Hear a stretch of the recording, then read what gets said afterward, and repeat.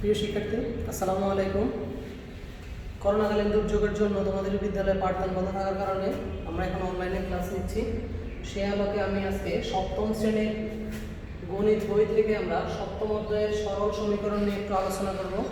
আলোচনায় আছি আমি মোহাম্মদ আলী, সহকারী শিক্ষক, সুয়াপাড়া জিকে মাধ্যমিক বিদ্যালয়।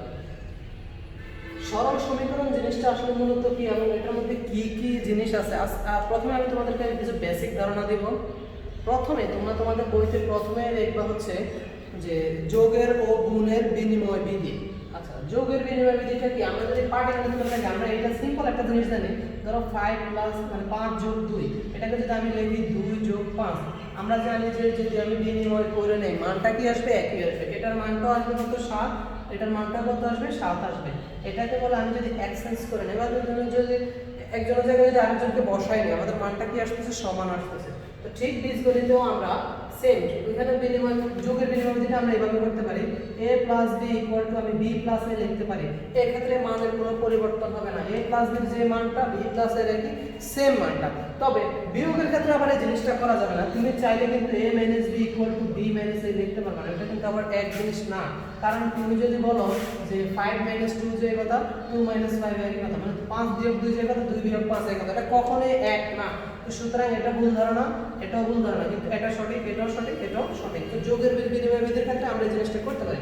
এবার আসো গুণের বিনিময় বিধি। আমরা যোগের বিনিময় বিধিটা বুঝলাম।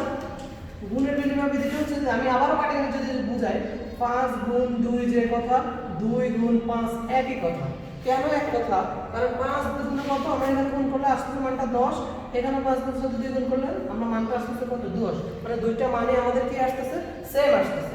এবার যদি আমি বীজগণিতের আকারে দেখাই, তার মানে a ইনটু b, এটাকে আমি সংক্ষেপে লিখতে পারি হচ্ছে ab। a ইনটু b কে সংক্ষেপে লিখতে পারি কি? ab। এটাকে আমি ঘুরাই দিতে পারি b ইনটু a, এটাকে সংক্ষেপে লিখতে পারি ba। তো আমার গুণের বেলায় আমার যদি গুণ্য আর গুণকে যদি স্থান পরিবর্তন করে, তো আমরা জানি যে গুণফলের মান কি হয় না? পরিবর্তন হয় না।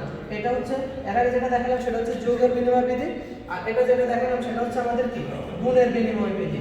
এটা ছিল যোগের বিনিময় বিধি, এটা হচ্ছে গুণের বিনিময় বিধি। এই দুইটা ক্ষেত্রে মানের কোনো পরিবর্তন হয় না, কিন্তু ভাগের বেলায় এই জিনিসটা করা যাবে না। তুমি যদি লেখো a ভাগ b যে কথা, b ভাগ a একই কথা, না, এটা সম্পূর্ণ ভুল ধারণা। তো ভাগের বেলা আমরা এটা করব না, বিয়োগের বেলা করব না, তো যোগ এবং গুণের বেলা এই জিনিসটা আমরা ব্যবহার করব। এবার আসো আরো কিছু জিনিস আছে। তোমরা তোমাদের একটা কাজ করবা, তোমাদের বইয়ের বইটা নিবা, নিয়ে তোমরা সপ্তম অধ্যায়টা একটু খোলো, আমার সাথে ক্লাসটা দেখার সাথে সাথে সপ্তম অধ্যায়টা খোলো। সপ্তম অধ্যায়টা খুললে কি কি গণিত অনেকগুলো প্রশ্ন আছে, সেগুলো সম্পর্কে একটু আমরা জানবো।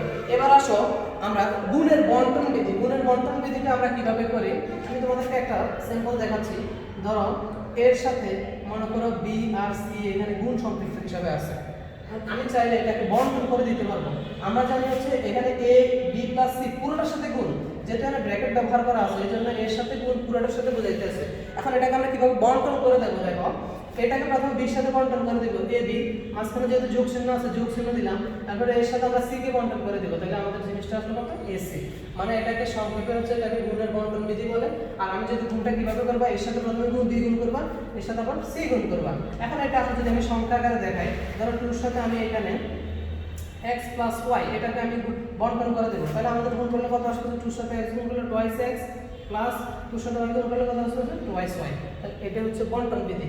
আর যদি সংখ্যা আকারে থাকে কোনো সমস্যা নাই, 5 প্লাস মনে করে a আছে, এভাবে আছে, তাও তুমি এভাবে বন্টন করে দিতে পারো। 2 এর সাথে প্রথম 5 দুগুণে কত? 10, আর 2 এর সাথে a গুণ করলে কত আসছে? twice a। এভাবে আমরা এটা বন্টন করে দিতে পারি, এটাকে বলে গুণের বন্টন বিধি। এবার আসলে তোমাদের বইতে কিছু প্রশ্ন দেওয়া আছে, যারা বইটা একটু দর্শক দেখবা, প্রশ্নগুলো দেওয়া আছে সরল সমীকরণটির অজ্ঞাত রাশি বা চলক কোনটি? অজ্ঞাত রাশি বা চলক কোনটি? আমি একটা সমীকরণ লিখলাম, মনে করো ধরো তোমাদের এখানে একটা সমীকরণ দিচ্ছে, যাক আমি একটা সমীকরণ লিখতেছি a + 2 = 5, আমি একটা সমীকরণ লিখলাম। এখন এটাকে কেন সমীকরণ বলা হয়? আচ্ছা, এবং এই সমীকরণ থেকে আমাদের কিছু প্রশ্ন আসবে, আবার এটাকে কেন সরল সমীকরণ বলা হয়? আচ্ছা, এখানে আমি একটা সমীকরণ লিখলাম, খেয়াল করো, এই সমীকরণ থেকে প্রথমে প্রশ্ন আসলো সমীকরণটির অজ্ঞাত রাশি বা চলক কোনটি? আমরা খুব সিম্পলি এখানে দেখতেছি, এখানে অজ্ঞাত রাশিটা হচ্ছে কোন রাশিটা? a, কারণ এর কোনো নির্দিষ্ট মান জানি না। আমি তোমাকে যদি বলি যে যাও তুমি বাজার থেকে এ সংখ্যক লেবু নিয়ে আসো, এখন তোমাকে আমি এর মান বলে দিলাম না, বললাম যে বাজার থেকে যায় এ সংখ্যক চকলেট নিয়ে আসো, তুমি কয়টা চকলেট আনবা, তুমি এটার মান জানো না, এর মান জানো না। যদি আমি কথা বলে দিই যে a = 5, তুমি এবার বাজার থেকে কি করো, এই সংখ্যক চকলেট নিয়ে আসো, তাহলে তুমি কি করো 5টা চকলেট নিয়ে আসবে। কিন্তু আমি যদি যতক্ষণ পর্যন্ত এর মান বলবো না, ততক্ষণ পর্যন্ত, যতক্ষণ পর্যন্ত আমি এর মান জানবো না, ততক্ষণ পর্যন্ত সেটা অজ্ঞাত রাশি বা সেটাকে আরেকটা নামে বলা যায় চলক বলা যায়। তাহলে এই যে সমীকরণটা আছে, এই সমীকরণটার চলক হচ্ছে কে, এ। চলক হচ্ছে কে, এ। এবার দ্বিতীয় প্রশ্ন হচ্ছে সমীকরণটির প্রক্রিয়া চিহ্ন কোনটি? আচ্ছা, আমরা সাধারণত জানি যে প্রক্রিয়া চিহ্ন কয়টি। আমরা জানি প্রক্রিয়া চিহ্ন হচ্ছে 4টি: যোগ, বিয়োগ, গুণ, ভাগ। এখন এখানে আমাদের প্রক্রিয়া চিহ্ন কোনটি? এখানে প্রক্রিয়া চিহ্নটা হচ্ছে কোনটা, প্লাস চিহ্নটা। তাহলে আমরা এটাও পেয়ে গেলাম, প্রক্রিয়া চিহ্ন হচ্ছে যোগ। আচ্ছা, পরবর্তী প্রশ্নটা হচ্ছে সমীকরণটি সরল সমীকরণ কিনা। আচ্ছা, এইখানে একটু প্রশ্ন আছে, সেই প্রশ্নের উত্তর আমরা পরে যাচ্ছি। এবং সমীকরণটির মূল কত, আর আমরা কিভাবে বুঝবো যে সেই সমীকরণটা সরল সমীকরণ কিনা? সরল সমীকরণ কিনা এই প্রশ্নের উত্তর হবে, আমি আরেকটা জিনিস একটু দেখে নিই। এখানে সম্পর্ক প্রতীক কোনটা? আমার সম্পর্ক প্রতীক হচ্ছে এখানে হচ্ছে সম্পর্ক প্রতীকটা হচ্ছে কোনটা, সমান চিহ্ন যেটা, সেটা হচ্ছে আমার সম্পর্ক প্রতীক। আমরা জানি সম্পর্ক প্রতীক বিভিন্ন ধরনের আছে, বড় আছে, ছোট আছে, সমান আছে, লেস দেন অর ইকুয়াল আছে, গ্রেটার দেন অর ইকুয়াল আছে, নট লেস দেন আছে, নট, বিভিন্ন ধরনের সম্পর্ক প্রতীক আছে। এগুলোতে আমরা যাচ্ছি না, আমরা এখানে সম্পর্ক প্রতীকটা হচ্ছে কি, ইকুয়ালটা, ইকুয়াল হচ্ছে আমার এখানে সম্পর্ক প্রতীক। এখন আমরা আসলে সমীকরণ কি, সমীকরণ কাকে বলে? আমরা সমীকরণের একবারে সহজ উত্তর হচ্ছে সমান চিহ্ন এবং প্রক্রিয়া চিহ্ন সমান সংবলিত বাক্যকে কি বলি আমরা, গাণিতিক বাক্যকে আমরা সমীকরণ বলি। এবার আসো ওই সমীকরণটা কখন সরল সমীকরণ হবে। এখন আসো চলকের, এটা একবার সহজ উত্তর হচ্ছে চলকের একঘাত বিশিষ্ট, চলকের একঘাত বিশিষ্ট সমীকরণকে আমরা কি বলবো, সরল সমীকরণ বলবো। এখন আসো একঘাতটা কি, একঘাত হচ্ছে, এখন এই যে দেখো a, এটা শুধু সিম্পল আমি একটা a লিখলাম, এখানে লিখলাম a স্কয়ার, এখানে লিখলাম a কিউব, এখানে লিখলাম a টু দ্য পাওয়ার 4, এখানে লিখলাম a to the power 5।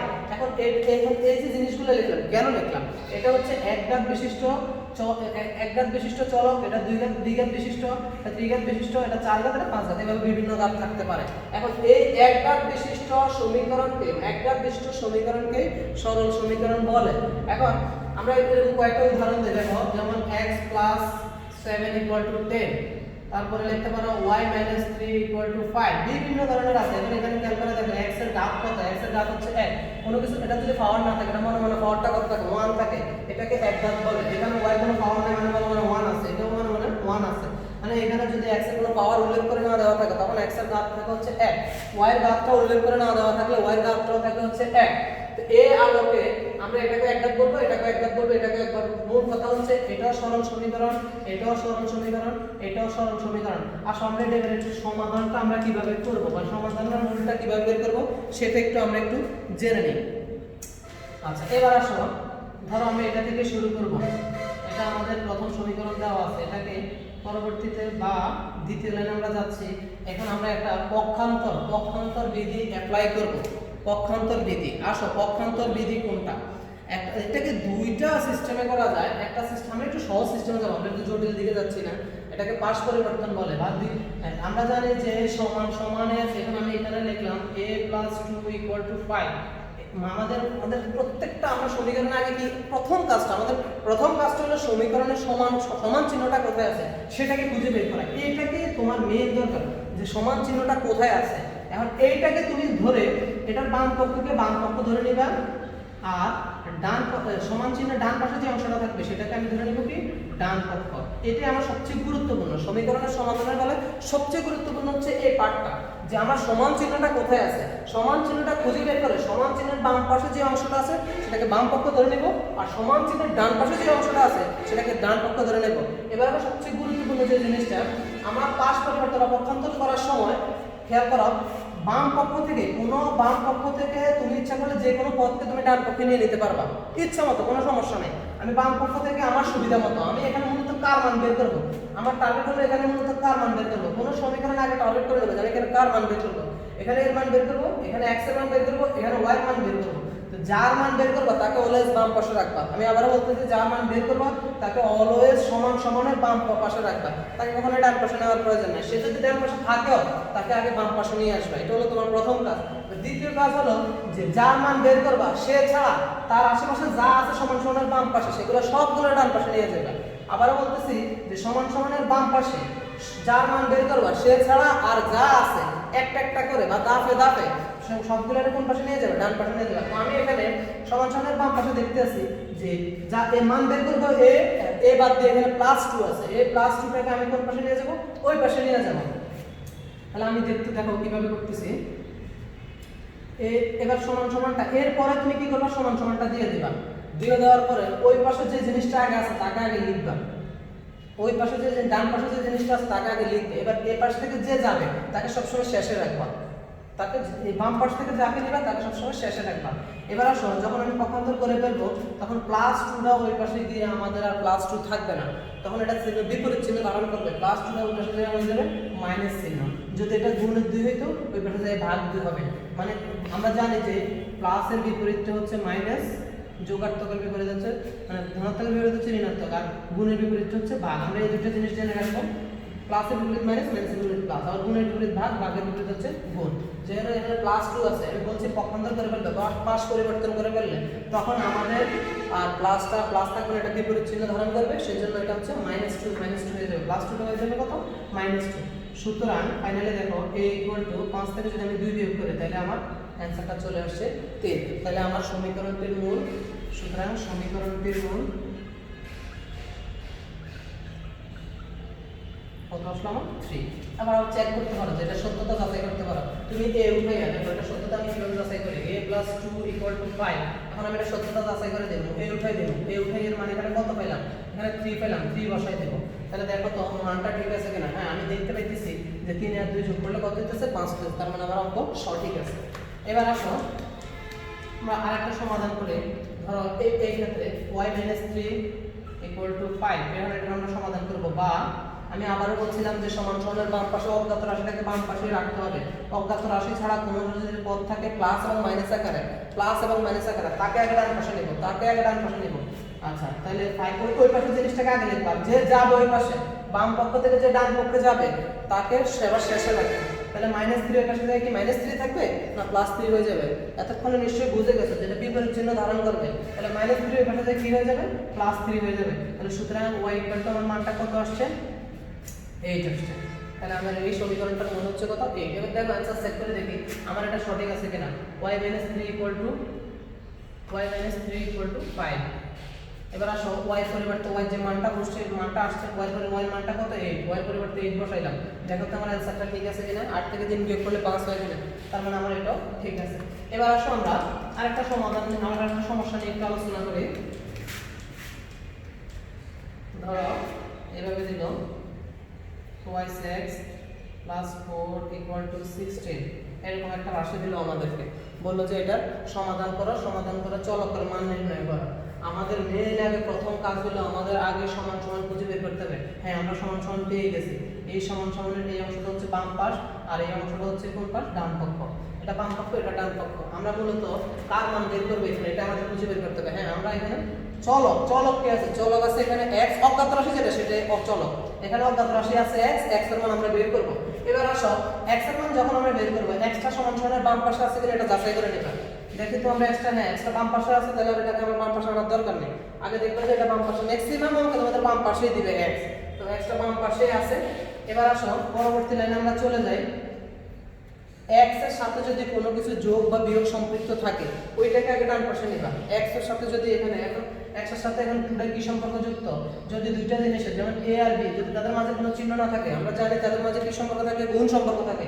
a এবং b এদের মাঝে অবশ্যই কি সম্পর্ক, গুণটাকে অনেকে ডট আকারে দেয়, অনেকে কোনো চিহ্ন না দিলেও হয়, এটা তাদের মাঝে গুণ সম্পর্ক থাকবে। যেমন thrice x, 3 এর সাথে x এর কি সম্পর্ক, গুণ সম্পর্ক, তার মানে এখানে 2 এর সাথে x এর হচ্ছে গুণ সম্পর্ক। তাহলে আমরা আগে বলছিলাম কি যোগ বিয়োগটাকে ওই পাশে নিব, গুণটাকে আগে নিব না। আমরা গুণটাকে কিছু কিছু থাকলে নিতে হবে, সেটাও কোন করবে সেটাও বলে দেব। এখন এখানে প্লাস করতে আগে আমরা ওই পাশে নিব, 2x কে রেখে দিলাম আর 16, আর আমি বলছিলাম যে এই পাশ থেকে ওই পাশে যাবে শেষে আসা থাকবে, তাহলে প্লাস করতে অবশ্যই ওই পাশে যায় কি হবে -4, বা 2x = 16 থেকে 4 গেলে আপনার কত 12। এবার আসো x এর কিন্তু মান বের হয় না এখন, এটা 2x এর মান বের হয়েছে 12, আমাদের মূলত বের করতে হবে হচ্ছে x এর মান। এবার আসো x এর সাথে 2 কি সম্পর্ক যুক্ত, বা x এর সাথে 2 এখানে আমি বলছিলাম কি সম্পর্ক, গুণ সম্পর্ক যুক্ত। তাহলে 2 তো ওই পাশে গেলে ভাগ হয়ে যাবে, x = ভাগটাকে তুমি দুইভাবে লিখতে পারো, 12 ভাগ 2 এইভাবে লিখতে পারো, অথবা তুমি ভগ্নাংশ আকারেও লিখতে পারো। তবে আমরা সমাধানের বেলায় ভগ্নাংশটাই ব্যবহার করবো, এটা হচ্ছে সহজ পদ্ধতি, তোমরা ভগ্নাংশটাই ব্যবহার করবা। সুতরাং 2 দিয়ে যদি আমি 12কে ভাগ করে তাহলে আমার অ্যান্সার আসতেছে 6। তাহলে আমার অঙ্কটা সঠিক আছে, আর অ্যান্সারটার মূল আমার সমীকরণটা মূল চলে আসলো, x এর মান কত 6। এবার আমি দেখি আমার অঙ্কটা সমীকরণটা শুদ্ধতাটা কি যাচাই করে শুদ্ধতা। twice x plus 4 equal to 16 আমার অঙ্কটা সঠিক হয়েছে কিনা। আমি x এর পরিবর্তে x এর মান বসাই দেব, x এর মান কত 6। এখন আমি যদি কোনো চিহ্ন না দিই, দুইটা সংখ্যা কখনো এভাবে বসানো যায় না, তাহলে এটা সংখ্যাটা দাঁড়া যাচ্ছে কত 26। তাদের মাঝে আমি একটা গুণ সম্পর্ক দিয়ে দেব, কারণ আমি জানি এর সাথে x এর কি সম্পর্ক, গুণ সম্পর্ক। তাহলে আমি দেখি আমার অঙ্কটা হয়েছে কিনা। 6 দুগুণে কত 12, 12 সাথে যদি আমি 4 যোগ করি তাহলে আমার কত হইতেছে 16 হইতেছে। তাহলে আমাদের অঙ্কটা সঠিক আছে। তোমরা এর আলোকে কিছু অঙ্কের সমাধান তোমরা নিজেরাই করবা, আমি কয়েকটা সমাধান তোমাদেরকে একটু দিয়ে দিচ্ছি, তোমরা বাসায় বসে অবশ্যই সমাধানগুলো এগুলো একটু সমাধান করে নেবা। যেমন x plus 7 equal to 30, 5x plus 2 equal to 27, তারপর হচ্ছে 6x minus 3 equal to 15। আচ্ছা, আমি জাস্ট তিনটা দিলাম, এই তিনটা আগে তোমরা সমাধান করে নেবা। হচ্ছে আমি এতক্ষণ যে আলোকে বুঝেছি ওই আলোকে আরেকটু আমি এখন আরেকটু বড় ভাষণে যাচ্ছি। আমি এতক্ষণ যে আলোকে বুঝেছি আগে এই তিনটা তোমরা আগে কি করে নেবা, সমাধান করে নেবা। প্রথম হচ্ছে x plus 7 equal to 30, দ্বিতীয়টা হচ্ছে 5x plus 2 equal to 27, তারপর একটা হচ্ছে 6x minus 3 equal to 15। এই তিনটা আগে সমাধান করে নেবা। এবার আসলে আমরা আরেকটা সমস্যা একটু সমাধান করে আজকের মতো ক্লাসটা আমরা এখানেই শেষ করব। এখানে একটু ফোকাস করো। ধরো আমি এরকম একটা রাশি দিলাম 2 into x plus 5 equal to ধরে নিলাম 20, 2 into x plus 5 equal to 20। আমরা এটা সমাধান করব। এখন এইটাকে দুই ভাবে সমাধান করা যায়, আমরা দুইটা সিস্টেমে আমরা দেখব। আমি প্রথমে দেখো গুণের বন্টন বিধি বলছিলাম, একটু মনে করে দেখো a into b plus c। আমি এটাকে আমি দুইটার সাথে বন্টন করে দিতে পারি, এর সাথে প্রথমে a b এর সাথে দিলে ab প্লাস আবার এর সাথে c দিলে ac। আমরা আগে বন্টন বিধি অ্যাপ্লাই করে এটা করতে পারি। আমরা দুইটা সিস্টেমে দেখব, আমি দুইটা সিস্টেমে এটা করাই দেব। যার কাছে যেটা সহজ মনে হবে সে ওই পদ্ধতিতে করবা এই অঙ্কটা। আচ্ছা, এই সমস্যাটা দেখো, পরবর্তী লাইনে আমরা চলে গেলাম। আমরা আগে বন্টন বিধির রুলসে যাই। 2 সাথে আমি দুইটা বন্টন করে নেই, 2 সাথে x বন্টন করলে twice x, 2 সাথে 5 বন্টন করলে 5 দুগুণ। এখানে কি সম্পর্ক, অবশ্যই যদি কোনো চিহ্ন না থাকে তাহলে ধরে নিবা দুইটা জিনিসের মাঝে কোনো চিহ্ন না থাকলে চলছে না। দুইটা রাশি মানে চল হোক, পদ হোক, সংখ্যা হোক, দুইটা জিনিসের মাঝে যদি কোনো চিহ্ন না থাকে সেটাকে অবশ্যই গুণ চিহ্ন ধরে নেবা। তাহলে 2 সাথে পুরোটা গুণ সম্পর্ক, 2 সাথে x গুণ করলে twice x, 2 সাথে 5 গুণ করলে 5 দুগুণে 10 equal to 20। পরবর্তী লাইনে খেয়াল করো, twice x equal to 20। আমি বলছিলাম যে বাম পাশে যদি প্লাস মাইনাস থাকে সেটাকে আগে নিব ওই পাশে, তো প্লাস 10টাকে ওই পাশে নিয়ে কি হবে -10, বা twice x equal to 20 থেকে 10 বিয়োগ করলে আমাদের আসছে কত 10, বা 2 সাথে x কি সম্পর্ক, গুণ সম্পর্ক, ওই পাশে দিলে কি হয়ে যাবে ভাগ হয়ে যাবে। ভাগটাকে আমরা অবশ্যই ভগ্নাংশ আকারে করব। সুতরাং x equal to 2 দ্বারা 10 কে ভাগ করলে আমার কত আসছে 5 আসছে। এটা হচ্ছে একটা সিস্টেম।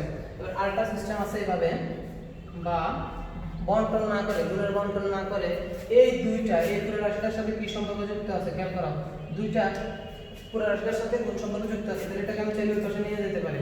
ওই পাশে নিয়ে গেলে এটা ভাগ আকারে হবে, ভাগ আকারে নিলে দুইটা এখানে গুণ সম্পর্ক আছে, আমি যদি ভগ্নাংশ আকারে নেই তাহলে এটাকে ভাগ আকারে দিয়ে দিলাম আমি। পরবর্তী লাইনে খেয়াল করো, বা x plus 5 equal to 2 দ্বারা 20 কে ভাগ করলে আসছে কত আমার 10 আসছে। পরবর্তী লাইনে x equal to plus 5 এর পাশে দিলে কি হবে -5। সুতরাং x equal to কত 5।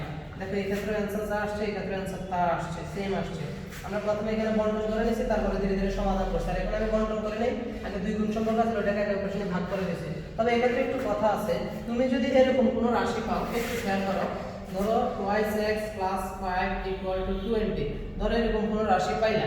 এখন তুমি চাইলে এই 2 এর সাথে x কি সম্পর্ক, গুণ সম্পর্ক, তুমি চাইলে পরবর্তী লাইনে x plus 5 equal to এই দুটো গুণ সম্পর্ক ওই পাশে নিয়ে ভাগ করে দিতে পারবা না সরাসরি। এটা ভুল পদ্ধতি। কি জন্য ভুল পদ্ধতি, আর এটা কেন পারলাম আর এটা কেন পারলাম না, এটা উত্তরটা সহজ এভাবে দিব। আমরা গুণের কোনো রাশিকে যদি বাম পক্ষ থেকে ডান পক্ষ নেই বা ভাগের কোনো রাশিকে যদি নেই, খেয়াল রাখতে হবে যে এই যে গুণ সম্পর্ক গুণ হিসেবে আছে সে পুরো রাশিটার সাথে গুণ সম্পর্ক যুক্ত আছে কিনা। এখানে খেয়াল করে দেখো 2 কিন্তু পুরোটার সাথে গুণ সম্পর্ক মানে সমান সমানের বাম পাশে যে পুরো অংশটা আছে সেটার সাথে গুণ সম্পর্ক যুক্ত নাই, 2টা শুধুমাত্র x এর সাথে গুণ সম্পর্ক যুক্ত আছে। এর জন্য আমি চাইলে এই 2টাকে এই পাশে নিতে পারবো না। গুণ এবং ভাগের বেলায় আমি চাইলে নিতে পারবো না, কিন্তু এক্ষেত্রে খেয়াল করে দেখো 2টা কিন্তু সমান সমানের বাম পাশে যে পুরো রাশিটা আছে সেটার সাথে গুণ সম্পর্ক যুক্ত আছে, এজন্য চাইলে আমি এটা নিতে পারবো। তার মানে এটা হচ্ছে সঠিক আর এটা হচ্ছে ভুল পদ্ধতি। তুমি কখনোই এভাবে নিবা না, এরকম রাশি আসলে এটাকে এভাবে নেবা অথবা বন্টন করে নেবা। এই দুটো পদ্ধতির মধ্যে যার যেটা পদ্ধতি ভালো লাগছে সেই পদ্ধতি অ্যাপ্লাই করবা। আর এর আলোকে আমি আরো একটা সমস্যা দিয়ে দিতেছি, সমস্যা দিয়ে আজকের ক্লাসটা এখানে শেষ করতেছি।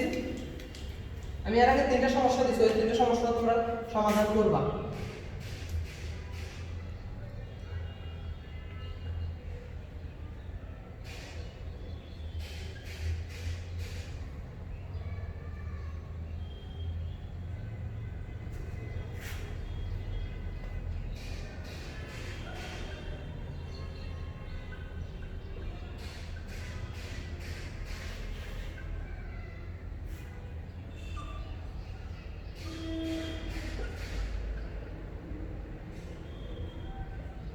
আচ্ছা, আমি আরো 3টা সমস্যা দিয়ে দিলাম। প্রথমটা হচ্ছে 5x - 7 = 23, দ্বিতীয়টা হচ্ছে 5 × x + 3 = 30, তৃতীয়টা হচ্ছে 7 × x - 2 = 49। তোমরা আশা করি আমার ভিডিওটা একটু মনোযোগ সহকারে ধীরে ধীরে দেখবে, প্রয়োজনে কয়েকবার টেনে দেখবা, দেখলে তোমরা যেখানে সমস্যা আছে আশা করি আমি যে আলোকে বলছি এই আলোকে সমস্যাগুলো দিচ্ছি, সমস্যা হওয়ার কথা না। তো তোমরা সকলেই এই 3টা ওই 3টা মোট 6টা এই 6টা সমস্যার সমাধান করবা আর সকলে বাসায় অবস্থান করবা। ভালো থাকবা, সবাই সুস্থতা কামনা করি। ধন্যবাদ সবাইকে।